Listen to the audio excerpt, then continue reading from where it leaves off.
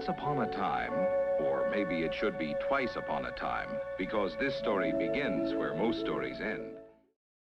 What happens to us when we die?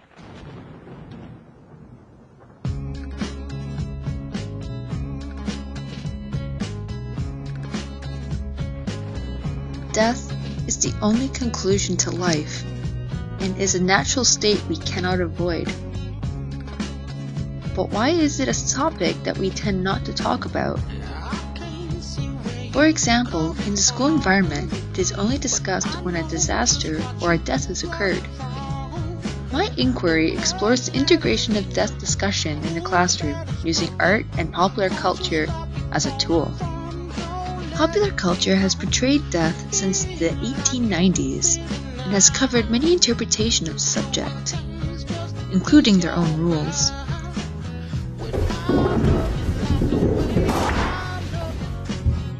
Including heaven, hell,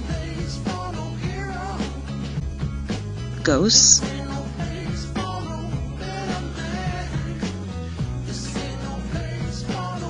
the afterlife, science fiction, fantasy, horror, mourning, death practices, funerals, and the list goes on. Media is a safe method to address societal norms and perhaps even challenge them. My goal for my inquiry is to use art to create death positivity, as to not look forward to death or promote it, but to see it as something we can't control, and to not fear it. I want students to learn how to mourn and grieve, and take something good from death.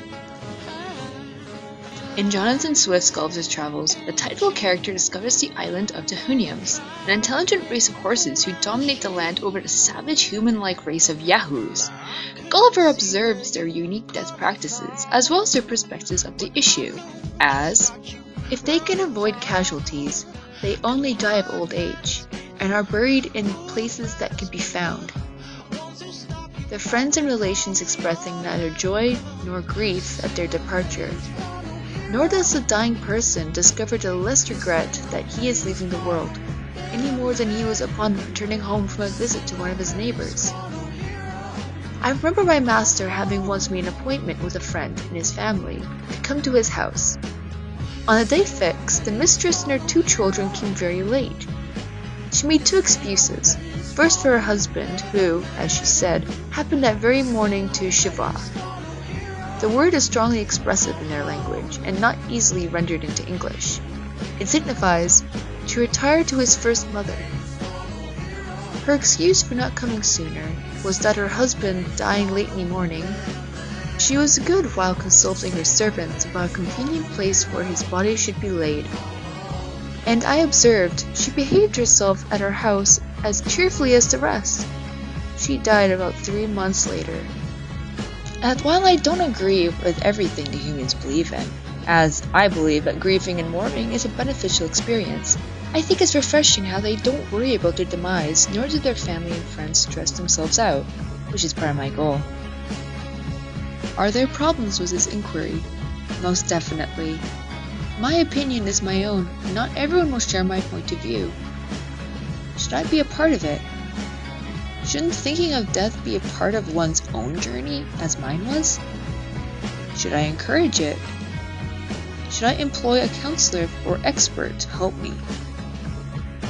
I can envision a small unit, using the students' own personal experiences in a safe environment to discuss how they feel, their pain,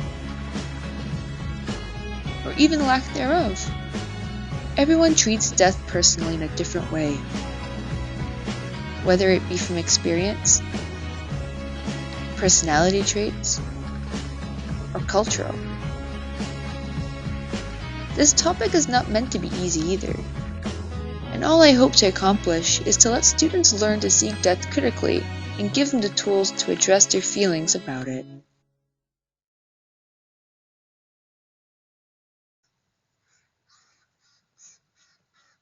Fuck. Oh god, they really hate me.